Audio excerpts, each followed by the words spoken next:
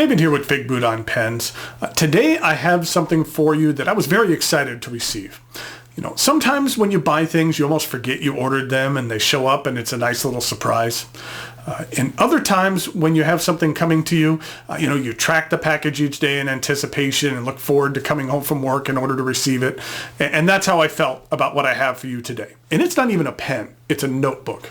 More specifically, the Hippo Noto notebook.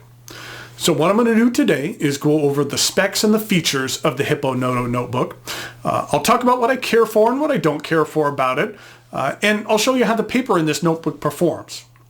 Now, the question when it comes to any notebook is mainly, how is the paper? And is it fountain pen friendly? And by the end of this review, I think you'll have a definite answer to that question. Crystal Azer is the woman behind this notebook.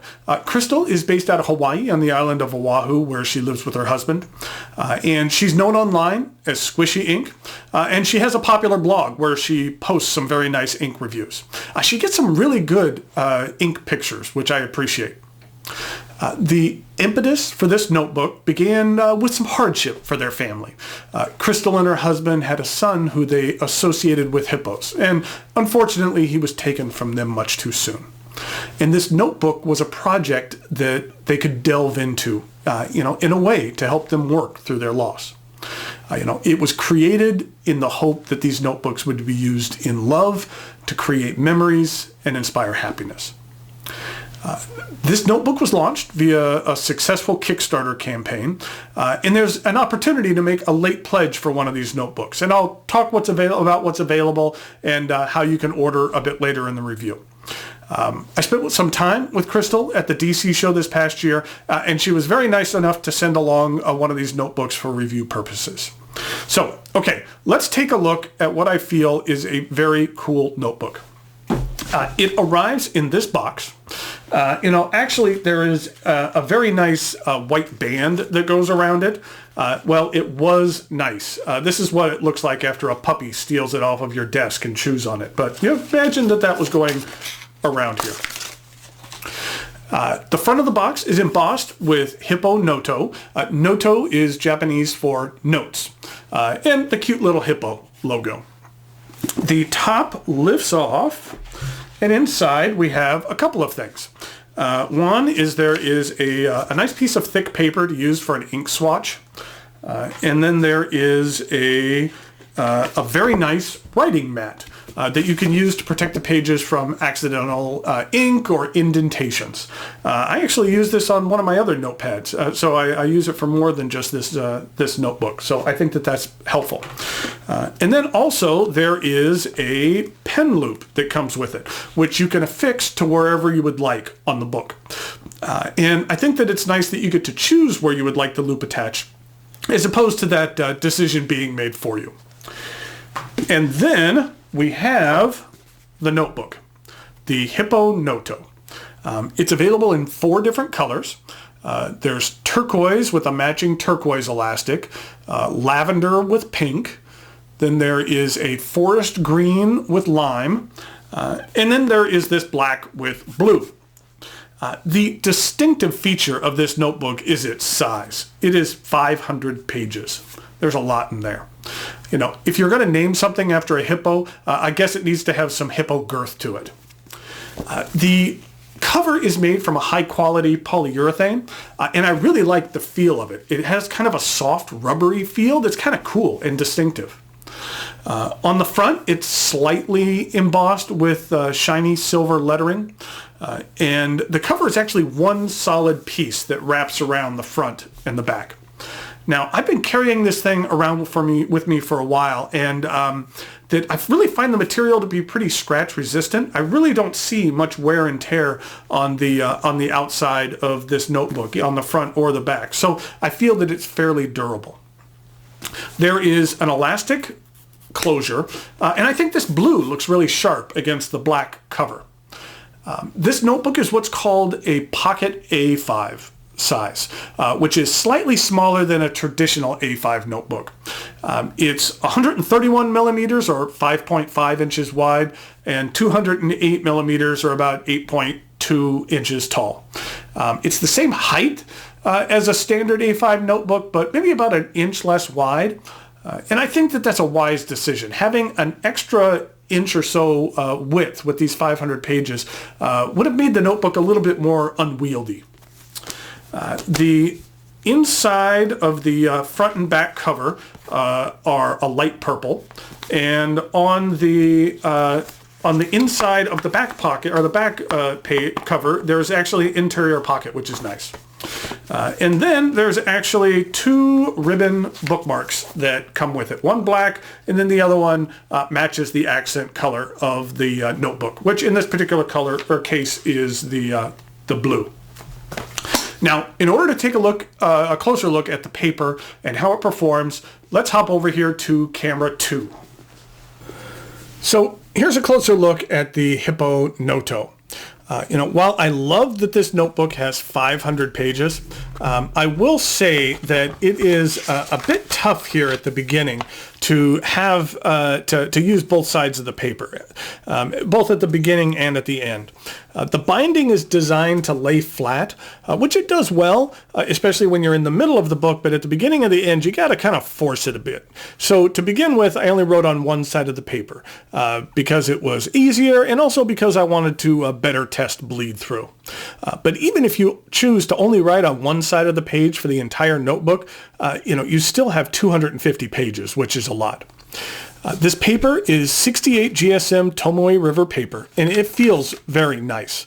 It's not too thick, not too thin. I mean, this is a large book, and the pages don't feel paper thin like that of a Bible or anything like that. You don't feel like you're going to tear these out easily. This is the cream paper, which was the first batch of the Kickstarter project to ship. There's a second part of the project which will have the same type of paper, but in an ivory color. It's available in dot grid, blank, and lined paper. Obviously, this is the lined. Personally, I never cared for dot grid, and I'm not that big of a doodler, so I typically stick with lined paper. I can barely write straight, even with the lines. So when it comes to handwriting, I need all the help I can get. So I thought it would be appropriate if I wrote my notes for this review in the notebook. The very first thing I wrote was, this notebook makes me want to write. Which I feel is a compliment. There's been times when I want to do more creative writing, and a notebook like this helps give you, or at least helps give me a little bit of a nudge. And sometimes a nudge is all it takes. Then you could see here, I actually started off by saying David here with Figboot on pens. That's what I say at the beginning of every review. And even when I'm writing a review, I write that down every single time. Sometimes when you're writing, the very first sentence can be the hardest. In this way, I know what my first sentence is going to be. Now, the second sentence is the one that can be a challenge. But knowing what I'm going to say right out of the gate helps give me a bit of a running start into that second sentence. What I did here was I used a number of my pens that I feel to be some of my gushers, ones that lay down a lot of ink. And I really wanted to put this paper to the test. So on this very first page, I used my new Conid bulk filler king size, which I'm just loving so far. It's an amazing pen. And this is Iroshizuku Konpeki ink. And you can see that there was absolutely zero bleed through. There is a bit of see-through, but unless you have thicker paper, you are always going to have a bit of that. On this second page, I actually used my ASC Bologna Arco with Iroshizuku Murasaki Shikabu ink.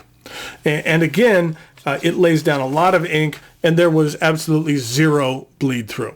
Now, there's a number of ink marks here, but that's only because on this next page, I used one of my wettest pens, which was this Omas Ajiva Cocktail. And I closed the book before the ink fully dried.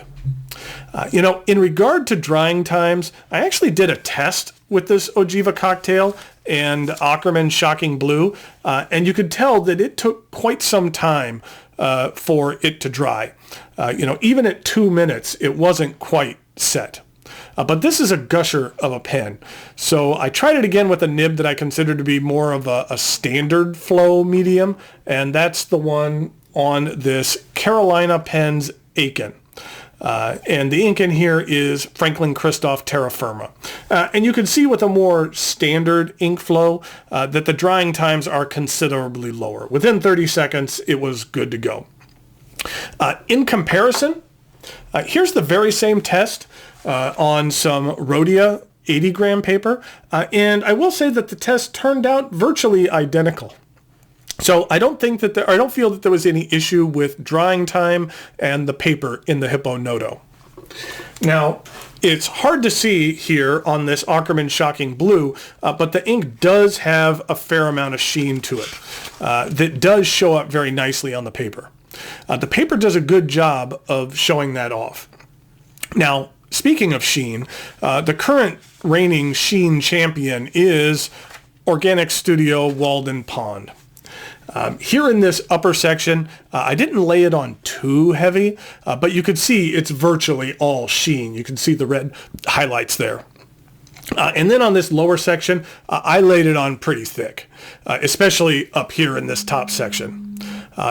On the side here, I was actually attempting to swab it very lightly with a minimal amount of ink, and it still produced a fair amount of sheen, especially over on this side.